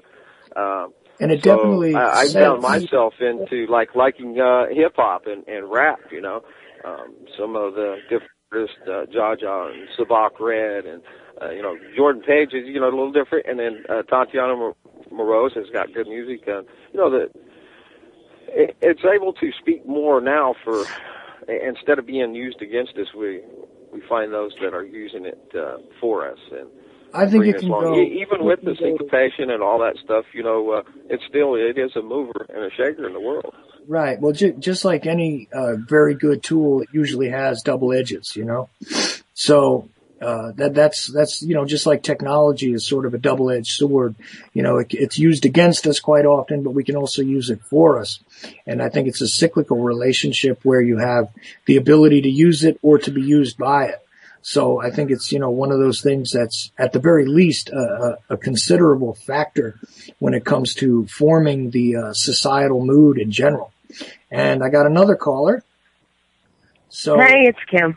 Oh, hey, Kim. How are you? All right. I wanted to talk to Katie about who, in her opinion, was the most influential wife of the rock stars that she loves so much. It was Sharon Osbourne and Linda Hamilton. Not Hamilton, McCartney. Hamilton's the actress, sorry. Yeah, that would be from the She's always talking about the wives, when we talk to her about the rock stars that she likes so much. She's always talking about their wives. So I wanted to know from her who she thought was the most influential. Right, that's true. Katie, like the influence of the spouses on the stars and stuff and the type of stuff they produce. What do you got to say about that? Well, all of them were really important to their husbands' lives because, take Patty Boyd, for example, who was George Harrison's first wife. If it hadn't been for her, then he wouldn't have gotten into, Hinduism and everything, and it wouldn't have taken his career the way it had gone. And if it hadn't been for Yoko, John wouldn't have had the specific solo career that he had, nor would he have a son now. Well, he would have had a son, but he wouldn't have had another son. Right, because Julian Lennon was born with his first wife, and then Sean Lennon, I think, is Yoko. Yeah, Sean. Son. And yeah, the sitar being introduced into Beatles music, right? That would be the George Harrison angle. There is like the sitar and that influence of the Indian type music, right? Yeah, because in the late 60s they went to India and George and all of them met Ravi Shankar, I think it was. And he taught George how to play the sitar, if I remember correctly. Right. And, some people that discuss the conspiracy theory stuff as far as, because, there are conspiracy theories out there, Katie, where they say that John Lennon was too dangerous and this is why he was kind of executed also. I'm not saying that I subscribe to that stuff, but I've looked into it a little. Have you ever looked into that stuff? The only conspiracy theory that I've ever heard of come from the Beatles is the Paul is dead thing, which is ridiculous. Yeah, well, you want to talk about that? I don't know what to say about it. It's just ridiculous in my opinion.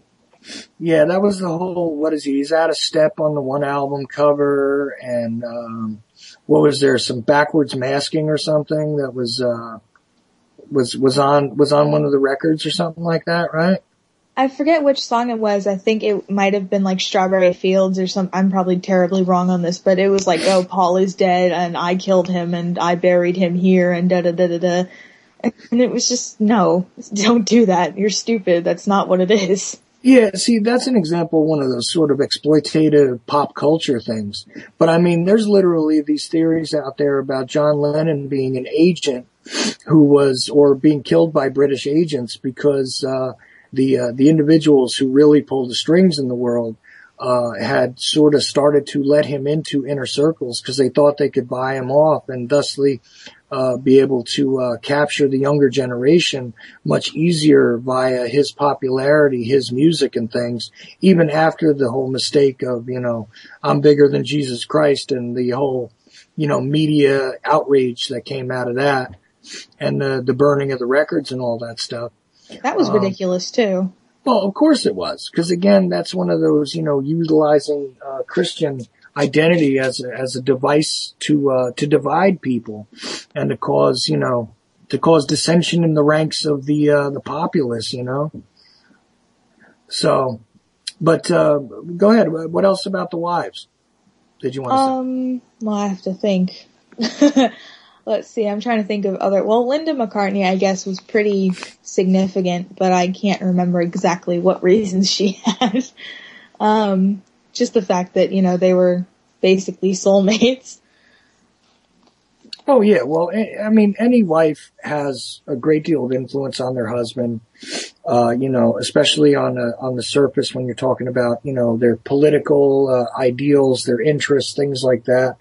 And, from a cultural standpoint, they certainly shaped the real person of the artist and probably in a lot of ways their own, public images, which again are part of the culture. It's one of those things. I mean, before the days when we sort of just studied celebrities, or when, not we, because I don't want to even throw myself in this category, but the ridiculousness of like studying the Paris Hiltons of the world and all these, the Kardashians, who I still can't figure out why they're famous. Last name. Yeah, well, but what's the point of that? Before those days when that was celebrity, there was actually this need to have a personality of interest that you could promote and utilize and publicize, So in the way that, each one of these ladies had a hand in that kind of stuff, there was always something to be said. Of course, Yoko is one of those controversial wives. But, don't want Kim Kardashian. What's that? I said I don't like Kim Kardashian. I'll tell you that much right now. Yeah, well, I don't know whether to like her or not. I just don't really understand what the fascination is. I mean, Kim is a lady that, she can never ever give anything a break. Just like she got out of a marriage with, who's that basketball player? Damn, I can't even think of his name. Oh boy. She got out of a marriage with him, and then, all of a sudden, while getting into another relationship with Kanye West, which is really, Kim just can't seem to, give a relationship a break, Now, I want to point something out here, and I'm not, listen, this is no kind of attack on you or anything, but I want you to understand something. Do you see how much of your brain winds up getting taken up, though, with stuff that has literally no meaning because the mainstream just pushes it at you so much? You actually know these kind of details or have some idea, and so do I, and so does just about anybody who has a TV or a radio or thing, because this crap is everywhere. Because this is like part of the distractive matrix to, keep us busy so that they can actually do the things that do the real damage. You notice that? Yeah. And even though we try very, very hard not to be influenced by it, okay? And look, you and I both have no use for this woman or anything that she does, and yet we know her name. We know that she's famous. We know this, that, the third, because it's been shoved at us so much that even though we're not trying to pay attention, it somehow creeps in there. And the meaningful things that could be being discussed, the stuff that's actually affecting us, this is one of the, distractive weapons. So back to the point about the music is that, look, this is something that we appreciate, we love, we get into, we use as an identifying point. I'm a fan of a particular genre. I'm a fan of a particular artist, whatever else. All these things, they play a role almost silently in our attitudes, in our abilities to relate to one another. Think about it. When you were a kid, what was one of the first things, like say when you first got into, skirt chasing for real? What was one of the first things you would ask a girl if you didn't really know her, but she looked nice and pretty? Hey, what kind of music do you like? You know what I mean? It's one of those points of similarity where we can all sort of relate and get into something that we can identify with. So it even had a social aspect to it and still does. But, you know, to me, a lot of this modern stuff, like I said, is just rather soulless and just prepackaged like everything else. You know what I mean? Yeah. You got anything to say about any of that, Katie? Not really. Not really? Go ahead, man. I cut you off there. Go ahead. Oh, Mike, you there? All righty. Wait, was there anything else you wanted to say there, brother? I mean, yeah. I mean, I understand where you're coming from. You know, that's just the way the world is, you know. Well, yeah, it's just one of those things, though, that I just think is worth being aware of. That, you know, if you notice the television shows and the news programs and everything else that are meant to get your attention, in a lot of cases, you know, the really sort of like the quick little music beds that they use to amp things up or to play things down or to create depressive moods. Like when they had those buildings exploding this week in New York City, right? Did you notice the sort of hurried music and the very quick sort of editing techniques that they used in order to push that stuff out there in the mainstream? Did you notice that? Yeah. Mm-hmm. Well, to relate it to music, if you think about it, sort of, you know, quick, rhythmic, very bass, very visceral imagery is something that is often relatable via music, via lyrical content, via these, you know, personality constructs and public images that they buy and sell to us via this genre of entertainment, you know, which we identify as music as well. I mean, do you see that point, or do you think I'm just, you know, out there? No, I mean, I agree with you. Okay. I was just curious. What, you have anything to say about that, Kate? No.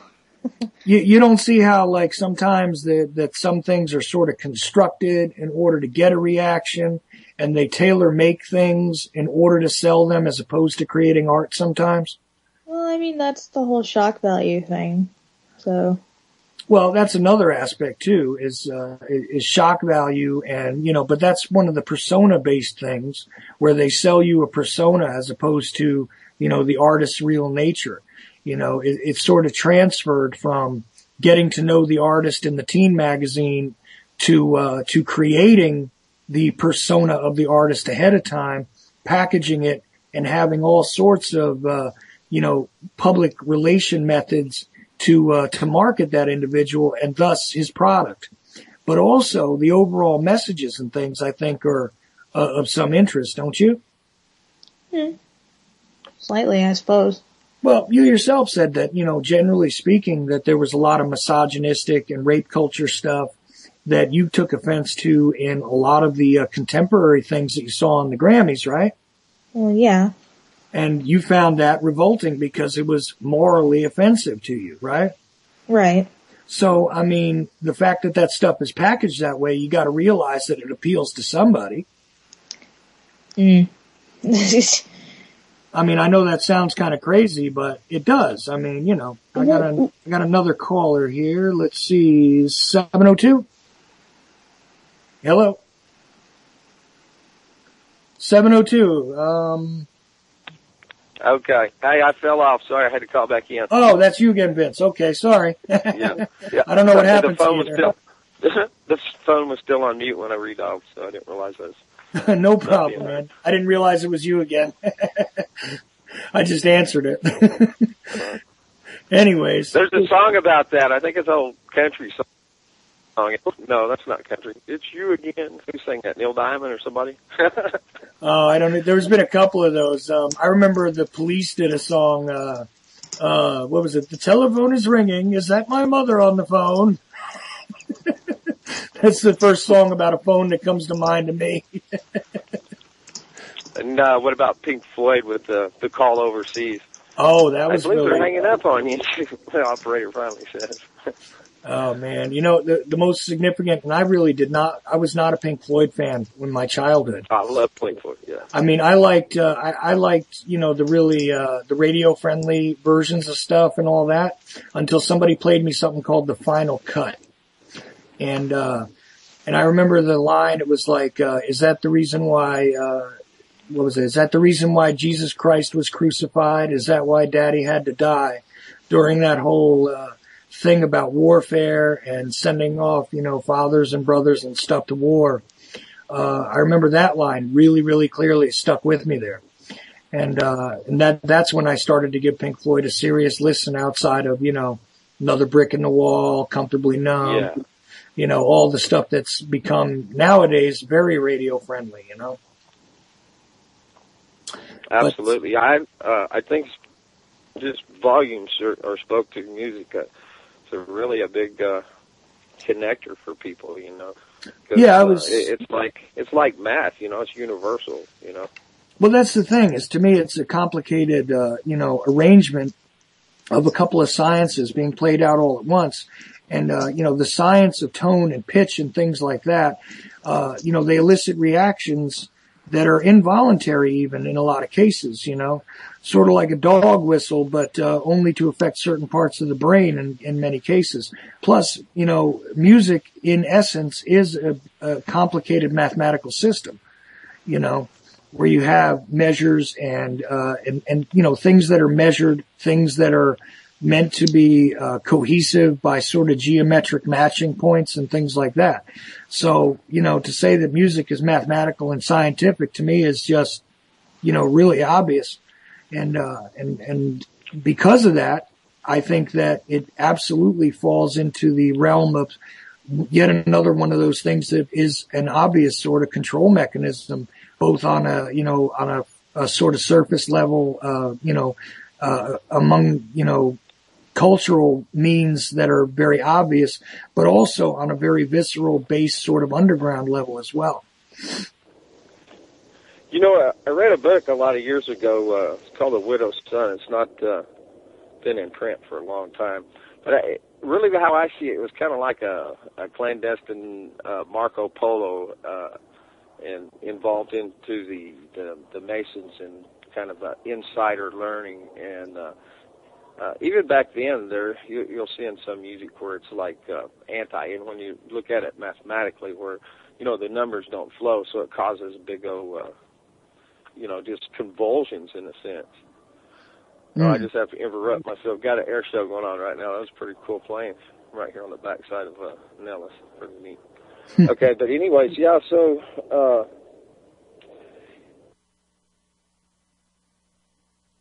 that music, and then with anti-music, and that's that syncopation again, that 4/4, the drummer calls driving nails on 2 and 4. It changes your heart rate and everything. So, and it's electricity, I think, is, like vibrations, very in a sense. So, it affects the whole electricity of the system of your body, even, how it works electrically. And 90% of the very old time rock and roll stuff, anything that sort of had a swing or a bit of energy to it was all in that 4/4 beat. 4/4 is your basic rock beats. That's exactly how they're always structured, and I know that from being a performer. I mean, I could play drums a little bit, but it was mainly by ear. I didn't really understand how to read, drum tab and stuff like that. I just sort of played along with stuff I understood and heard. But the fact is that when you fell into that sort of groove, you did find that it had an effect. That was the type of rock and roll stuff, like Buddy Holly era, Elvis Presley, Chuck Berry, all that stuff was all based very much in that particular rhythmic vein. Yeah. Right. And even like 90% of that Kiss stuff that we were talking about, that classic Kiss stuff before, all that stuff was in 4/4 too. Yep. Yes, indeed. I meant, as a matter of fact, and I meant to ask you all this question too. Have you guys heard of a rock band called Body Count? I know the band Body Count, sure. That was Ice-T. No, I haven't. Well, okay, I'm going to tell you all a little story behind that rock band. They weren't around for a very, very long time, and I'm going to tell you all why. And, and don't quote me on this because it may be a chance that I may be wrong on this, but what it was is that they came out with an album, and I'm not too sure what the title of the album was, but I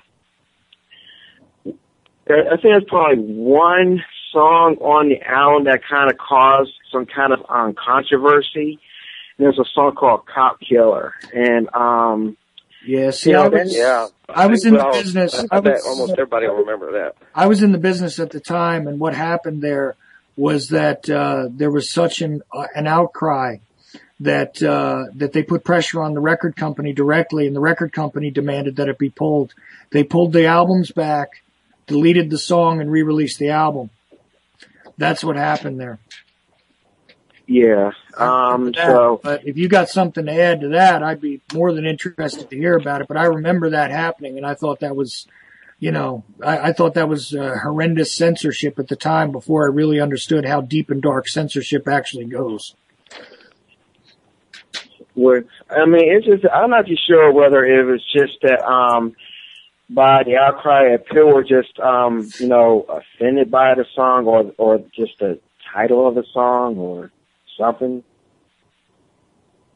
Well, no, the lyrical content was rough. It was, it was straight up, I'm going to put on a ski mask, I'm going to flip out the lights on my car, and I'm going to go shoot a cop in his face.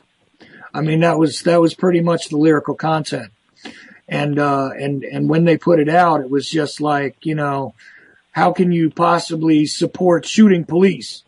This is back in the days. Go ahead. I think it was really, in my opinion, it was speaking culturally of because the inner city is, in fact, pretty close to what we can see in some third world countries as a war zones, and the police and members of society there are anti-society, however you might classify anybody.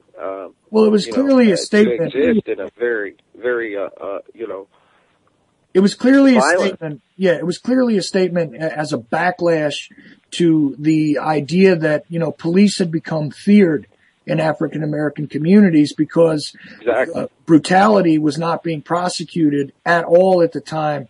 We still see that now. It hasn't gone away. And as a matter of fact, a guy like Kelly Thomas, who I'm still absolutely revolted by what I saw when I saw that video, by the way.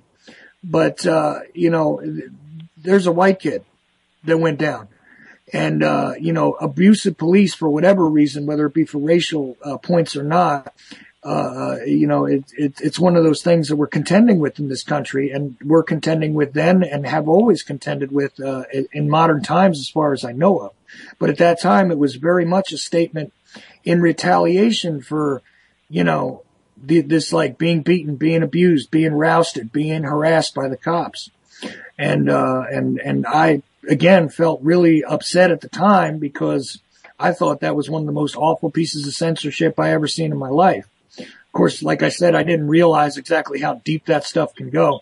And by the way, we got less than 10 minutes left, just so you know. So if there's anything you guys want to get in, now would be the time. Yeah, I don't know.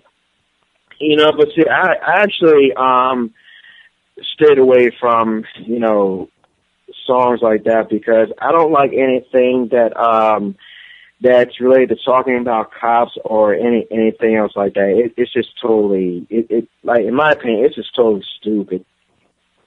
Yeah, well, but I'll stand on the other side and say that, some things need to be said and a person needs to examine what's being said and not just take that lyrics and run with that and say that that's being one way. I ain't saying go kill no cops, but it's a war zone in some places, and not just in other countries around the world, but right here. No, that's for sure. I've had the luck of having good experiences with knowing some good cops, but especially back in Arkansas where we got local people there that are in law enforcement, and all they don't understand fully the completeness of how the law works and the court systems and stuff like that. There is a sense of right and wrong and fair there, I think, Yeah, absolutely. Absolutely. So, but, the thing is that with the militarization of the police forces now, and I'm actually surprised that there's not more of this stuff coming out. Now, by no means is anybody, and I want to make this real clear right now, nobody here is saying that they support in any way, shape, or form violence against law enforcement people, for any reason, okay? That's not being said here, but let's just, understand that making a statement with a song is one thing. Inciting other people to actually do damage, which I think was the issue that was really the thing that they were harping on at the time, that this was going to incite this type of behavior. And that was part of the argument at the time that, at that time it was sort of like, even in public, it was being debated as to whether music had more control over the young people of the country than the parents did in a lot of cases, when they were talking about the suicides, the drug use, everything else.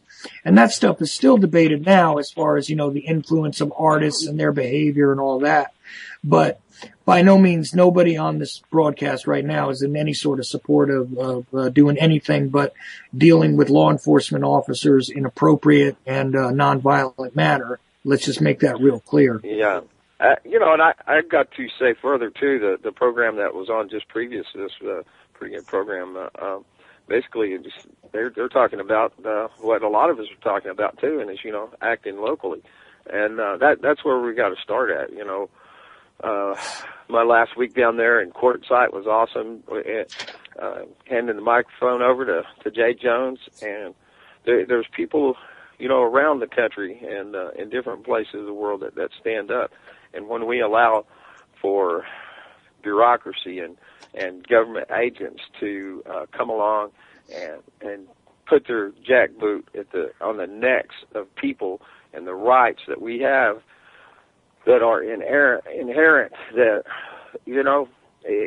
people like that are standing up, and that's what it takes for each and every one of us. Stand up in some certain way.